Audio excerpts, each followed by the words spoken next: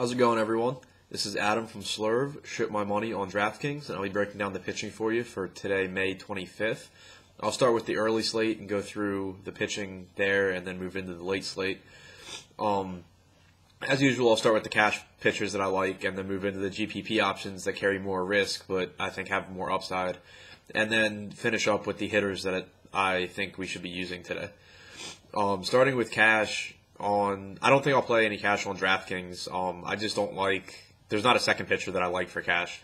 So for cash, I'll just talk about FanDuel. But Jake Peavy's my play in cash at 5,900.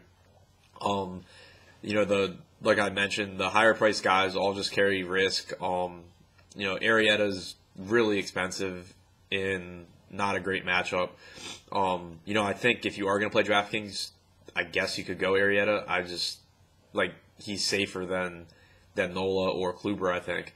But I just don't like any of them that much for cash. PV down at 5,900, though, gets a matchup with the Padres, who don't hit right-handed pitching well. He's got a 12% swinging strike rate this season, and combined with the Padres swinging and missing a lot and striking out a lot, I think that gives him a little bit of upside, but a nice floor, because he's going to get some strikeouts. And he's a fly ball pitcher pitching in San Francisco against a team who doesn't have much power, so he's going to get a lot of fly ball outs. And he's a minus 140 favorite. The projected total for the Padres is only 3.4, one of the lowest on the board today. So I just think he's a really safe play. Moving into GPPs, I think PV's in play for me on both sites. Right now I'm leaning towards playing him on FanDuel and going another route on DraftKings. That's just because on FanDuel I think he'll be really low owned, and if I play PV, I want him to be low owned. And since you only need one pitcher, I think he'll be low owned on FanDuel.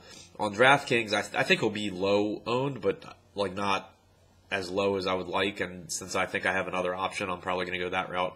But I think PV's definitely in play for GPPs as well on DraftKings. My favorite top-priced pitcher is Aaron Nola.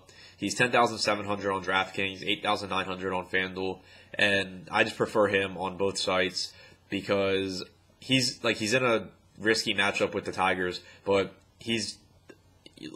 the Tigers, just lit up Velasquez, but he's a different pitcher than Velasquez. Velasquez throws 70% fastballs, and he throws hard.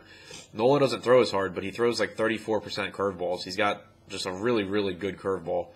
And on top of that, he's got a really good sinker, so he has a really good ground ball percentage. He actually, so far this season, has given up more soft contact than hard contact, which is really impressive. And I just think that, he's in a risky matchup, but Kluber doesn't have a great matchup either. And Arrieta is, way more expensive and doesn't have a great matchup. And I think Nola is going to be the lowest owned out of all of them and could easily have the best game. So for GPPs, on both sites, I think I'm just going to go with Nola if I pay up for pitcher. And then moving down a little bit on DraftKings where you need the second pitcher, I think Anibal Sanchez is in play. He's not my favorite option, but similar to PV, he's in a good pitcher's park. He's facing a team that doesn't hit for a ton of power, and he's a fly ball pitcher that can get some strikeouts against a team that strikes out a lot. So I don't love him at 7,600, and I probably won't have exposure to him, but I do think, you could do worse. And then on DraftKings, my risky play, but it's going to be my pivot off of PV, I think, is Hector Santiago at 6,000 going against Texas. He's been just a weird pitcher this season. He started out the year in his first, I think it was 4 starts. He was averaging about 93 miles an hour on his fastball. And he pitched well in 3 out of the 4. And then he had, I think it was a 3-start period where his fastball was about 87.5, 88 miles an hour, and he got hit really hard.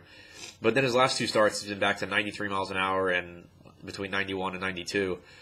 He did get hit hard in his last start by the Orioles before he was ejected. But so far this year, the Rangers' ISO against left-handed pitching is only 122. And they strike out about 21% of the time. So, it is a scary ballpark, and rostering Santiago is never safe. But I do think he has some upside in this matchup. He did strike out 7 Rangers opening day, and the Rangers have been striking out some against left-handed pitching. And at like I think if Peavy's going to be like 15% owned on DraftKings, and you can get Santiago for like 5%, then I think I'd rather go with Santiago because neither like I think Peavy's safer, but I think Santiago's got the higher ceiling, and I think he easily beats Peavy, more than 25% of the time. So I think I'd rather just go with Santiago on DraftKings. Moving into the hitters that I like for the early slate, I don't really see any stacks that I love, but kind of just picking and choosing. I like Cubs lefties against Martinez. I like power bats on Philly. Franco, Howard. Herrera is always in play against weaker pitchers. I like Texas righties if you're not playing Santiago, and Angels power bats going up against Colby Lewis. Moving into the late slate, it's a pretty ugly pitching slate, but there are a few pitchers that I like. They're the same on both sites. It's not a slate that I plan on playing cash just because I don't really see anybody that I think is safe. But that could change, as I look a little bit deeper into it when I'm getting ready for that slate. But for right now, I'm thinking it's a GPP slate for me. And I'm looking at Ruby De La Rosa at 7,600 on DraftKings, 6,700 on FanDuel. He's much, much better against righties throughout his career. He gets the ballpark shift to Pittsburgh, which really suppresses power, power in general, and especially right-handed power. And the Pirates are only going to run out a couple of lefties. Like, they have Polanco, they have Jaso, and that's it. So I think this is a really good matchup for De La Rosa to have a good game. Like, the Pirates hit righties well, but De La Rosa's just been lights out against the Pirates for his career. I like Javi Guerra at 7,400 on DraftKings, 7,200 on FanDuel. Going up against the Braves. He had a really good strikeout rate in the minors, and he's been, good since he got called up. And the Braves are a pretty weak hitting team. And I think he's priced fairly and a really good play at that price. And then on the other side of that game, Mike Foltynewicz going up against the Brewers. The Brewers strike out over 25% of the time against right-handed pitching this season. And the Brewers, the way you get them to strike out, I think, is to pound the strike zone early and then force them to expand the zone because, in general, they're a pretty patient team. They don't swing a lot, but they do swing and miss a lot. So I think if you get ahead in the count, you do pretty well against them. And then if you fall behind, then you're in trouble. But Foltynewicz this season so far has a 66% first strike rate.